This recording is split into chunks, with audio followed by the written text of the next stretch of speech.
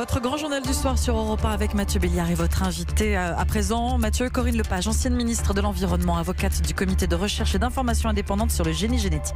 Bonsoir Corinne Lepage. Bonsoir. Ancienne députée au Parlement européen, nous y reviendrons dans quelques instants. D'abord votre métier d'avocate, Corinne Lepage. Le tribunal administratif de Lyon qui annule l'autorisation de mise sur le marché du Roundup Pro 360. C'est un des produits désherbants au glyphosate de la marque Monsanto. Un seul. Simple question, l'autorisation de mise sur le marché datée de mars 2017. Pourquoi cette interdiction aujourd'hui, Corinne Lepage? Est-ce que vous pouvez l'expliquer clairement pour nos auditeurs? Alors, pourquoi seulement maintenant? Parce que ça a été la durée de la procédure devant le tribunal administratif. C'est une procédure contradictoire dans laquelle et l'ANSES et Monsanto ont pu longuement s'expliquer. Qu'est-ce que dit le tribunal? Le tribunal, il dit, écoutez, et c'est pas sans rapport avec ce qui se passe aujourd'hui au Parlement européen notamment. Voilà un produit dont beaucoup considèrent qu'il est cancérigène et dont l'ANSES elle-même, l'ANSES c'est l'organisme qui a donné l'autorisation, reconnaît que si le glyphosate n'est pas cancérigène, le produit final, c'est-à-dire celui qui contient du glyphosate plus plein d'autres produits, peut l'être. Deuxièmement, c'est un produit dont on peut penser qu'il a des effets sur la reproduction humaine. C'est-à-dire qu'il peut y avoir des problèmes pour les fœtus, par exemple.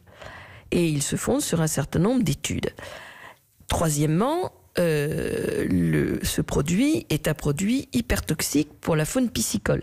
Et ça, c'est reconnu par Monsanto lui-même sur l'étiquetage qui est mis sur le produit. Et donc, ce que dit le tribunal, et il reprend cela les très longues conclusions du rapporteur public lors de l'audience de décembre, il dit, voilà, il y a des risques suffisamment importants pour considérer que l'ANSES a commis une erreur manifeste d'appréciation en donnant cette autorisation parce qu'il a méconnu le principe de précaution. Alors l'ANSES, l'Agence nationale de sécurité sanitaire, dit aujourd'hui qu'en conséquence, les ventes sont interdites à compter d'aujourd'hui, de ce Roundup Pro 360.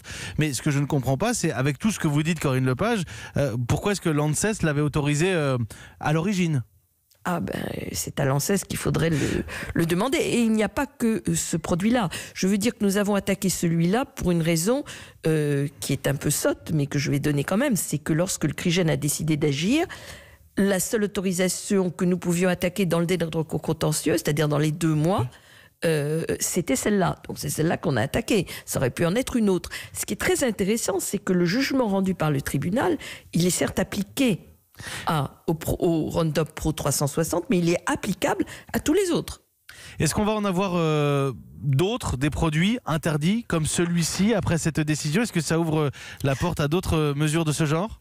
Alors, personnellement, je n'en ai pas attaqué d'autres parce que je voulais une décision de principe et je l'ai, et que je ne suis pas là pour encombrer les tribunaux, mais pour avoir des décisions de principe.